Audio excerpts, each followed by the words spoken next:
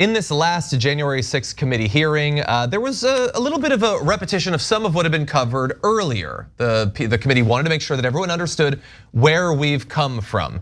And on the right, their response also kind of reiterated what they've been saying from the very beginning, but it's no more accurate, no more honest, no more true than it was when they first made the claims. Let's explain. First, here they are. Was Speaker Pelosi involved in the decision to delay National Guard assistance on January 6th?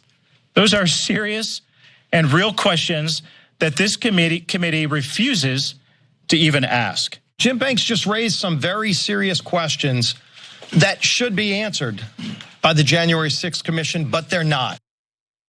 So Jim Banks raised some very serious questions, Steve Scalise says, and he wants to know, why didn't Nancy Pelosi, why didn't the Democrats try to call in somebody to deal with the chaos of January 6th?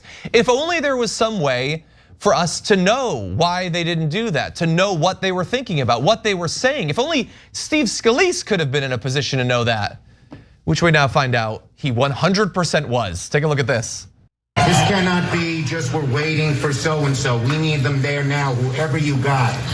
You also have troops. This is Steny Hoyer. Troops. Okay, so we have a little bit of time to make that decision. Andrews Air Force Base. All right. Other military bases. Thank you. We need active duty National Guard. How soon in the future can you have the place evacuated, cleaned out?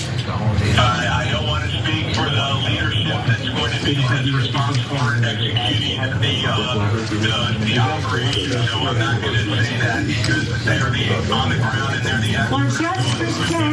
Just pretend for a moment it was the Pentagon or the White House or some other entity that was under siege. And let me say, you can logistically get people there as you make the plan. So yes, Mitch McConnell was there. You saw the woman in the black and white design on her coat. She moved to the side so Steve Scalise could be a part of the conversation. He was there. He knows exactly what they requested. The urgency in their voices, they're saying, you gotta get us National Guard. I forget exactly who the other gentleman was. He was saying, here are the nearby places, go to there, find people, send them over. Nancy Pelosi is like, yes, there's a lot to figure out. We can figure it out while the troops are headed here. Steve Scalise was listening to every second of that. And every minute since then, he's been lying about his knowledge of what actually happened. It's pathetic. Yeah, I am not 1% surprised by this. And look, I assume if a Republican politician is talking, a Republican politician is lying. To be fair to the Republicans, tons and tons of Democratic politicians are also liars, and I assume that as well. We would love higher wages. Oh, we're voting on it? No. Okay, so that happens, and we point it out every time. But with the Republicans now, it's a rebuttable presumption. Like, I'm being dead serious. Like, if there's a Republican politician on TV, I'm assuming that it's a lie. And if they say something true, I'm like, whoa, like take a note. That was true, that's weird. And now it's not just Republican politicians, Republicans on social media, Republicans in real life. They won't, why do you think they love Donald Trump and they have him as their leader? They love liars. They don't want to know the truth. Oh, we should all be equal. They're like, I don't want that, right? Now you're saying we have to teach about racism and now justice, equity. Yeah, oh, now gay people and trans people are gonna be equal to us? Oh, yeah. Somebody tell me being white means being equal. Okay, Trump's like, I'll do it, right? And they're like, yeah, that's it. So do you think if his voters found out about Steve Scalise, now he's not Trump or anything, right? He's not untouchable.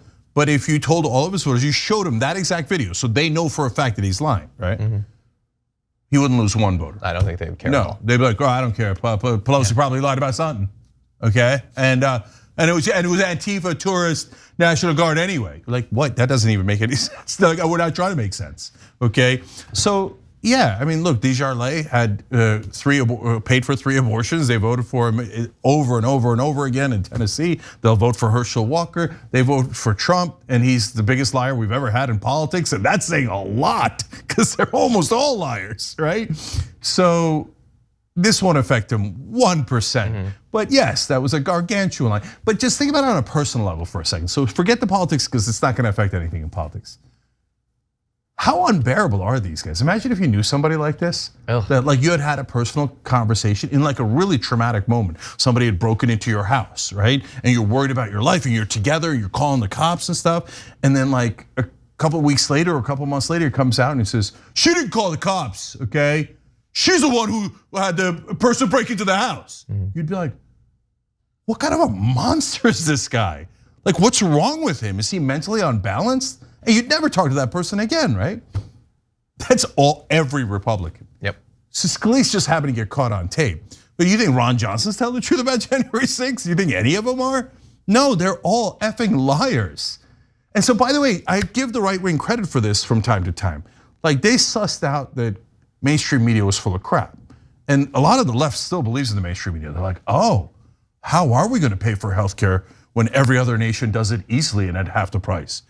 Okay, I bet we shouldn't get a universal healthcare. Like, Democratic voters, I love you, but wakey, mainstream media is full of crap. They're corporate propaganda, right? Right wing figured that out. But the minute you give them right wing propaganda, they're like, yeah, there you go. Yeah, there we go. I like those lies. Those lies are better. Okay, no, they're still lies. Yeah, 100%. And look, we had Josh Hawley pretending like there was. Why are you guys talking about January 6th? There's nothing bad about January 6th. Meanwhile, that's Josh Hawley. It's nothing to worry about. Nancy Mace, like a couple weeks out from it, all of a sudden, AOC is talking about how horrifying the experience was. AOC very understandably was worried about being murdered and/or raped by these insane people. Nancy Mace is like, why are you saying that you were scared? Why are you lying, making yourself the victim? Meanwhile, they have interviews of Nancy Mace right after it, talking about how terrified she was and how terrified the Republicans in the room with her were. But as soon as, a couple days later, they don't have to worry about it.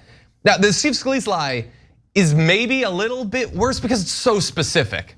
It's so ridiculous. And let me make clear why this particular lie is ridiculous. And it really goes to the point of Cenk saying that none of this actually matters. It doesn't matter to the voters. It doesn't matter to Steve Scalise. He's still gonna make this same claim. It doesn't matter that it's being debunked. But more importantly, the claim doesn't matter. And do you know why? Their evasion here is, why didn't Nancy Pelosi call in the National Guard to stop something that they've spent a year and a half describing as nothing? It didn't matter. It was peaceful people walking around. It was, as Tucker Carlson says, an election fraud protest, that's it. And why didn't she call the National Guard to crush it? To crush something that wasn't a big deal. It's exactly like what we dealt with COVID for like 2 years. Like, why is Joe Biden not doing this? Why is he letting people die? Why did China let COVID in? Why did Fauci do something with a lab? What did they do? Let in a virus that we don't think we should take any precautions against. The diversion is always someone else is responsible for something that we shouldn't care about. We should care that they're responsible, but we shouldn't care about the actual thing. And it doesn't make any sense, but it doesn't have to. It's just supposed to waste time to get us past any point of actual consequences, whether it's for the response to COVID, whether it's for actually leading to January 6th. This is now their template. Just blame someone for the thing that we shouldn't care about. Okay, one last one.